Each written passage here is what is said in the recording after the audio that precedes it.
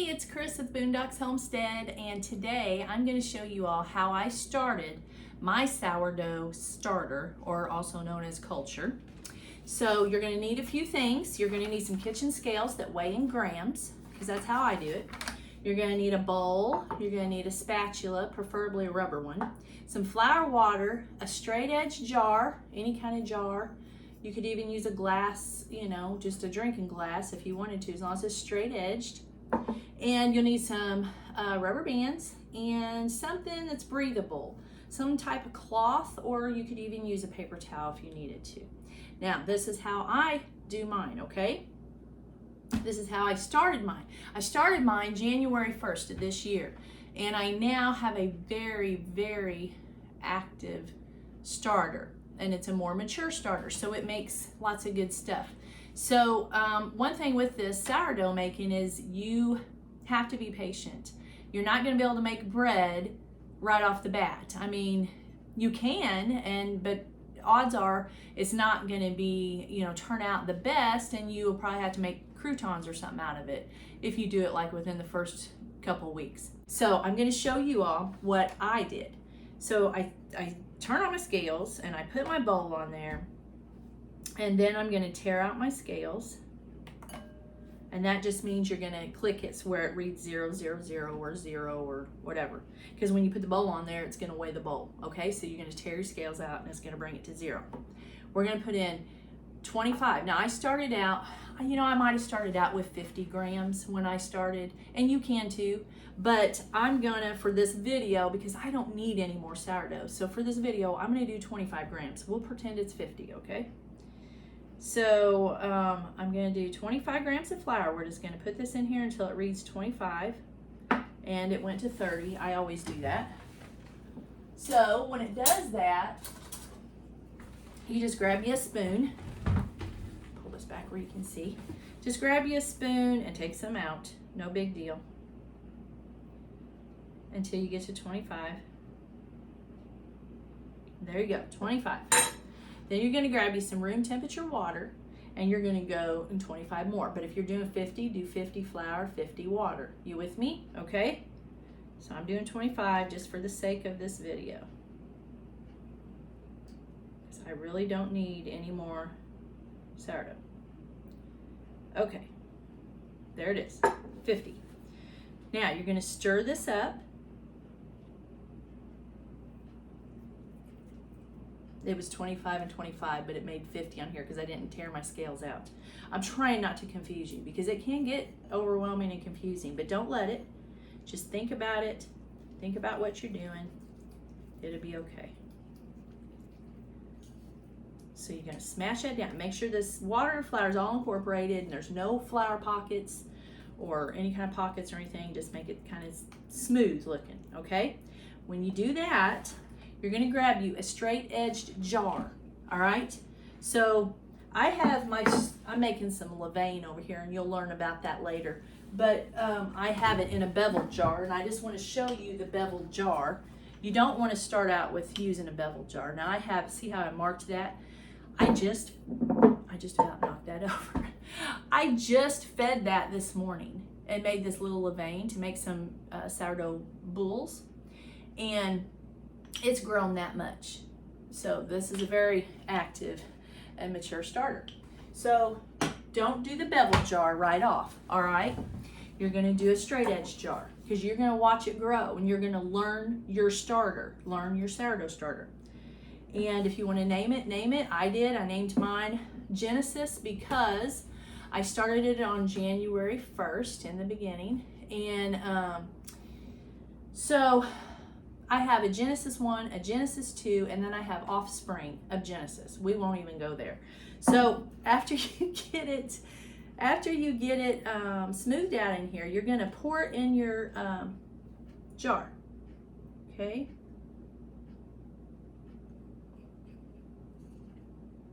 Now, after you put it in your jar, and the reason I do this, you can mix it in your jar if you want, just put the flour and water in there. But here's the deal with me.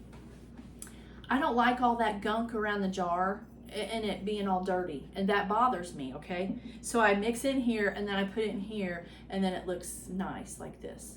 And then, you know, every 12 hours when you feed it, I do the same thing. I always had 2 jars sitting around, because every 12 hours for the first 7 days, you're gonna discard and feed, but I'll get into that in a minute. But I always had 2 jars so I could pour the clean in there, because I didn't like all that crusty stuff around. And I don't know if you've worked with just flour and water, it's cement. It literally turns into cement. It's hard to get off of stuff. So that's how I do it, okay? And nothing against anyone else that does it any other way. So you put it in here, and then you're gonna put a rubber band at the bottom. Now, the first 7 days, you don't have to do this, because honestly, it's probably not going to do a whole lot in 7 days. It could, depending on what kind of flour you use. And that's another thing. Let me go back to the flour for a minute. Flour, and write this stuff down. We don't know how long we're going to have internet, you know, so write all this down as I'm telling you, so you've got it on paper. So if anything was to happen, you could go back to your notes, okay? We don't have to rely on all this technology, because one day we may not have it, okay? So anyways, the flour, you can use any kind, as long as it's unbleached. You don't want bleached flour. You want unbleached flour, and not tap water. You want filtered water, well water, you know, something that's been filtered. A lot of people have those Berkeley systems. I think I said that right, I'm not sure. I just use my well water, because I know it's good, and we have a water softener, and it all works out. But the flour, you can use. A lot of people that do this sourdough, and I just don't, I'll be honest with you, I don't have a lot of money to spend on a bag of flour, and I don't have access to einkorn and spelt and rye and stuff. I mean, I have to get online, and then when I get online to order it, it's like $25 for a 5-pound bag. So I'm not doing that. So you can if you want to, though. They're very good flours, and I just don't do it.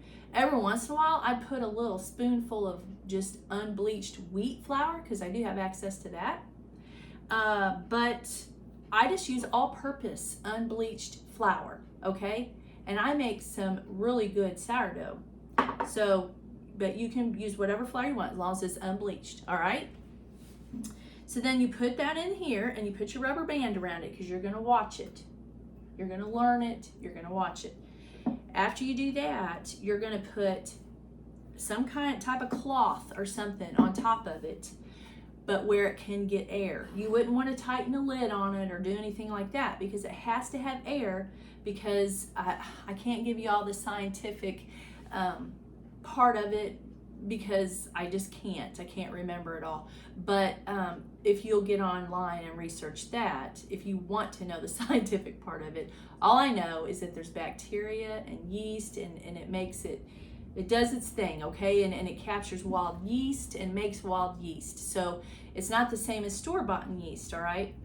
Or as using store-bought yeast. Can you put store-bought yeast in your sourdough? You absolutely can, and there's people gonna beat me up over that, but go ahead and beat me up. I can take it. I have big shoulders, because you're still putting your sourdough culture in that bread. And if you just totally use the wild yeast out of this, which is great, and I do that to make my bowls and stuff, that gives me that big open crumb, and you'll learn about that later. But I wouldn't have time to do everything that I do. And it's just like the store will sell, and restaurants will sell sourdough bread. All right, well, they're doing the same thing. I mean, and it's a mass production thing, and it all has to do with time, okay? So if you use just the wild yeast, it's gonna take you 2 days to make a loaf of bread. If you use commercial yeast and put your sourdough starter in it, it's still gonna be sourdough, and put your culture in there, and it's gonna take you anywhere from 4 to 6 hours, okay? 4 to 6 hours to 2 days. I mean, there's a big, you know, and I do it both ways. I do it both ways, and there's nothing wrong with putting some commercial yeast in it. You don't have to. You can just use it doesn't make it any less healthier or any less potent or any less anything, okay? So don't let nobody tell you that it does, all right? So you put your lid on there, and it's gonna make its own yeast. It's gonna start making its own stuff, okay? And there's gonna be good bacteria in here, and there's gonna be vitamins and minerals and stuff that is good for you. So you're gonna set this, I'm gonna tell you what I did. This is what I did. I set this on a cookie sheet. I've had this cookie sheet forever, and it stands pretty high. I got it from Pampered Chef a long time ago. I used to sell Pampered Chef. And I turn my light on. I'm gonna move. Look, my starter is all the way to the top. Look at that. Or my levain. I'm sorry, this is not my starter. It's my levain. We're gonna make some bread here shortly. So I put that on my stove. I hope you can see that. And you see this light? Here's the thing. It needs warm temperatures to grow, okay? Not hot temperatures. I keep mine does good between 70 and 72. It does better at 72 than it does 70. Now it's at 72, so I probably wouldn't need this light for, but I'm not starting anything. I've already got mine going. So anyways, you put it in a warm spot. Some people put it on top of the refrigerator. That didn't work for me because my refrigerator is right by my door, so there was a draft. So that didn't work for me. I tried a heating pad on the countertop, and that was all sticking out, and I was like, no, I can't do this. Some people buy those pads that you put underneath seeds to start seeds, and so you play around with that and see what works for you, but that worked for me. That was just enough light, and some people even put it in their oven, and they'll turn their light on in their oven, and that does create heat in there. When I do my some of my breads, when I'm waiting for them to rise, I'll do that, but you gotta be careful because it gets pretty warm in there with just the light on. But I never did that because I was always afraid that I would start my oven and cook my starter. So just beware that that's possible too. I've heard of people doing that, and I'm like, oh, bummer. They've had it for a long time and they cooked it and they got to start over. But it's not the end of the world or anything, and it can be done, but I didn't ever want to chance that. So I always put it up there, and that got enough heat for it to keep it warm and to grow. So in 12 hours, I would start. Now this is what fit my schedule. It might not fit your schedule, so you pick out something that fits your schedule. So in 12 hours, I would feed it. I'd feed it in the morning at 8 o'clock. At 8 o'clock at night, well, let me go through the feeding part. So the first time you do it, you're gonna just do your flour and water and put it together, right? The second time you feed it, you're going to take that and you're gonna discard. You're gonna take out 25. We'll just do it. I'm just gonna show you what you get. Pretend like 12 hours has went by, okay? Now we're gonna feed it again. This is what we started with. 25 water, 25 flour, unless you do 50 grams. Then, in 12 hours,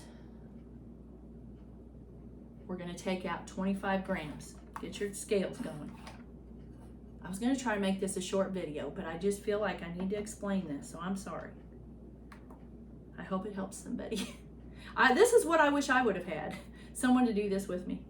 Okay, so you're gonna take out 25. Get off there.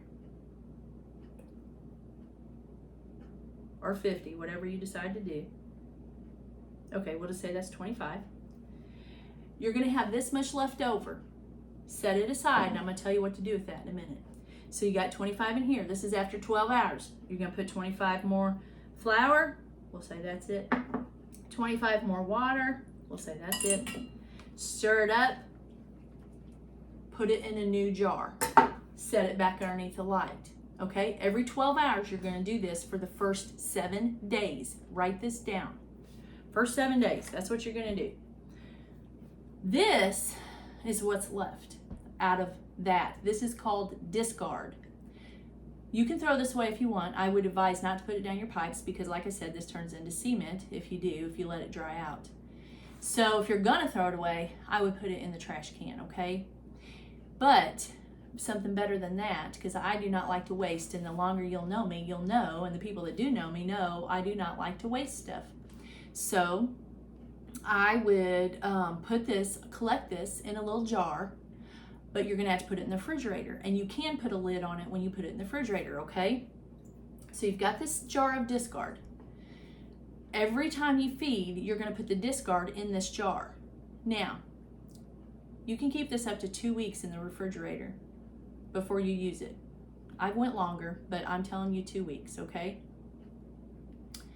So you can put this, right now, this is just flour and water. This is not sourdough. This won't be sourdough until it starts getting active and bubbly and alive, probably after about 7 days, okay? And it's still not maybe gonna be active. Like I said, I didn't make bread for about 6 weeks after I did mine because I wanted to make sure that it was right, that it turned out right. But right in the beginning, it's just flour and water. So don't waste it. So put it in your pancakes, put it in your flatbreads, put it in your cookies, put it in whatever. You're not gonna have that sour taste because it don't have it yet. If you smell it, it smells like flour and water. You won't start smelling that nice sourdough smell for at least a week or maybe longer. And then you'll start smelling that fruity, and then the longer you have it, the more it is. And so I've had mine since January 1st. So mine is what? Yesterday was the 1st, so it's 8 months old. And is it 8? January, February, March, April, May, June, July. Oh, at the end of August, it'll be 8. So September 1st, it'll be 8 months. Anyway, I don't know why I even got off on that, but so that's what you're gonna do. Collect your discard. Now, when it starts getting the sour and everything, you're really gonna love putting it in your stuff. You can put it in anything you bake, anything. You can just put a half a cup or a fourth of a cup or a third of a cup in anything you bake, if you like the sourdough taste. Look, some people don't like sourdough, and that's okay. And I never knew if I did or not until I ate it. And then I was like, I love it. I like it a lot, and I will always eat sourdough. So, let's see. Okay, so after 12 hours, you're going to feed it again. You're going to do that for 7 days. And after 7 days, now write this down. After 7 days, you're going to start feeding it once a day. Okay? You're going to forget the twice a day. Now we're trying to make it strong. Okay? So we're going to cut it back, and we're going to feed it once a day. And you're going to do the same thing. You're going to 25, 25, or 50 and 50, or you can increase it if you want. I wouldn't so early on the stage, but so just put your flour, your water in it, stir it up, put it in a new jar, put it up there. 24 hours later, you do it again. You do that for the next 5 weeks, okay? After 6 weeks of all this feeding and everything, you should have a strong one. And you can try to make bread before that. I'm not discouraging you not to try to make bread before that, and people do. It didn't work for me. It did. I mean, I made it, but it wasn't what I wanted, okay? I didn't have that big open crumb when I was making my artisan bowls. I didn't have that soft, spongy, I didn't have all that until after that 6 weeks. And then it just continually got better. It still wasn't perfect, and it's still not perfect, but it gets better. It gets better with age. You've heard that. It gets better with age. It gets better with age. That's why there are some people they'll say, oh, I got to start off of a 300-year starter. And, because they have passed it down. So in my refrigerator, I have Genesis 1, Genesis 2, and then I have offspring of Genesis. And so, but my Genesis 1 and my Genesis 2 that I have in 2 of these, I feed once a week and I keep in the refrigerator. And because after you get to that point, after you're feeding it and you've made it strong, you can put it in the refrigerator for a week, bring it out, feed it, put it back. As long as you're feeding it every week, you're good to go, and keep it in your refrigerator and don't forget about it. But yeah, I have those in there because I'm hoping that my granddaughters one day will decide they want to start this journey, this sourdough journey, and I want to be able to pass that down to them, and I want them to pass it down to theirs, and just on and on and on. I would love to do that. That would be so neat. But anyway, so that is how I did my sourdough starter, my sourdough culture. That's how I started it. And you want to keep all your stuff clean. You don't want to keep it out without feeding it for very long, because you don't want to get mold or you know, any kind of nasty in it. You gotta be careful, you know, be clean and be careful and take care of it, because this is what's gonna make what you're gonna put in your body, and you're gonna be adding this to stuff. So anyway, I hope this helps somebody, and I hope this video is not too long. You'll be like, oh, I'll never watch another videos. But anyway, I hope it helps somebody, and if you liked it and it helped you, subscribe to our channel, help support our channel, and hit the like button, hit the share button, share with people, because you know what? This is what we need to be getting back to. This is it. No preservatives, you know, healthier for our bodies. We're supposed to take care of our bodies while we're here, guys. I will tell you that when it's our time, God's going to take us, no matter how healthy you are. But while we're here, we should be trying to take care of our bodies. And I haven't always, and I'm preaching to myself, okay? Because I haven't always. But now I'm like, you know, the older I get, I don't want to feel bad. You know, I don't want to be sick. I don't want to feel bad. I know we live in a fallen world, and I know I'm going to be sick. But, you know, if I can kind of help my body with what I put in it, then I want to do that, and I want to share that with you all and help you all do that. So I hope you enjoyed this video, and if you did, give us a thumbs up and share it, and you guys have a blessed day. Oh, subscribe to our channel if you can. Some people are like, well, I can't subscribe because I don't have a channel. You don't have to have a channel, you just have to have an account or whatever, and that's no big deal. It's nothing more than your Facebook account or anything else, you know. So from what I understand, that's all you have to do. You don't actually have to make movies or do anything like that. So, all right, I'm getting off here because it's 30 minutes, and this video is 30 minutes and 19 seconds. I got to go feed and milk and do all kinds of stuff and make some bread, and I'm getting my grandboys tonight. And so you all have a blessed day, and Lord willing, I will catch you on the next video.